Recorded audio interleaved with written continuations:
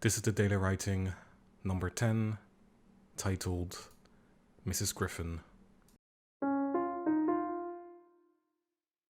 Mrs. Griffen was a middle-aged woman living in a pre-war two-story brick house in the middle of a countryside street. She was a woman of means, but had been rather reclusive over the past 10 years. She had not done so out of choice. Mrs. Griffen had only realized it after receiving one of the many rare invitations to a wedding of one of her many nephews. It was in that moment of buzzing and elation that her thoughts drifted to what she was going to wear, who she was going to tell, and who she might ask to accompany her to said wedding. Her wistful thoughts grinded to a halt shortly after. Mrs. Griffen remembered the moment well, even now that she was at the aforementioned wedding. She stood in the narrow hallway with postcard in hand and a blank expression on her face. Her eyes stared off into the distance, while her mind tried to conjure even a single human being she might contact. It was then that she realized, working back through her memories, that she really had not socialized properly with anyone for the past 10 years. What worried Mrs. Griffen more was that she had not realized it, and that no one had reminded her of it either. She used to have many friends, many acquaintances as well. So, what happened? Mrs. Griffen put on the kettle while she theorized upon the matter.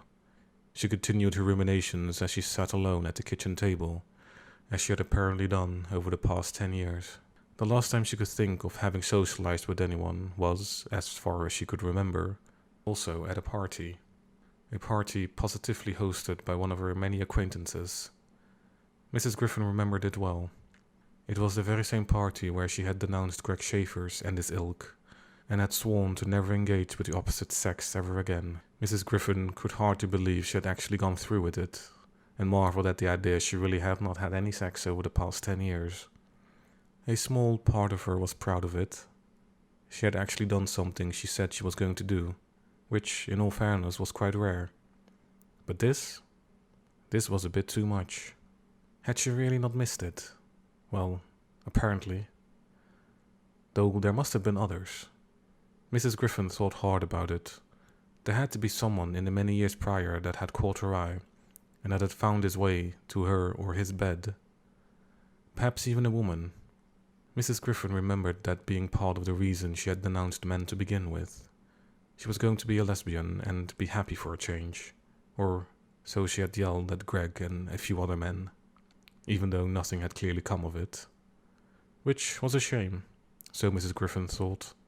She was old now, well, the middle-aged kind of old.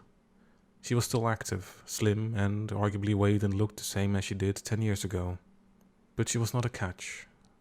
That said, Mrs. Griffen wasn't all too sure what lesbians looked for in each other. Supposedly it was the same thing as women did in men, but different. Uncertain about herself, Mrs. Griffen made her way up the stairs and towards her bedroom. She had a wall-high mirror there which would tell her the truth. And what truth it told. The mirror told her little. She did arguably look the same as she had done 10 years ago. She wore the same clothes, had the same look, just with a face that was a little bit older. A face she used to use to seduce men relatively successfully. Though Mrs. Griffen had always wondered if it was her beauty that called these men, or just her straightforwardness and easy character. Or if men were just that easy. Well, perhaps not easy. Despite the many years of seducing them, she had never actually managed to make one of them tell her he loved her. It tended to bother her a great deal, and she would fuss over it as the relationship lingered on from day to day. She never dared to mention it though, fearful it would break some kind of spell she had over them. Now she wondered if women were the same. Did they understand the struggle? Would they understand what she needed? Mrs. Griffen looked around the wedding hall and briefly examined each of the women within it. They were tall, small, dark, light, bright, dumb, and mostly out of her league or range of sexual preference. Or so she believed. Mrs. Griffen found it a difficult thing to determine. She was new at it, to be fair, and a few mistakes were permitted, hopefully. Asking someone out proved rather annoying, though. Mrs. Griffen never found it difficult with men. Then again, she tended to just talk to them and wait until they asked her out, for this, that, and the other. and now that she had to do it, she didn't really know how.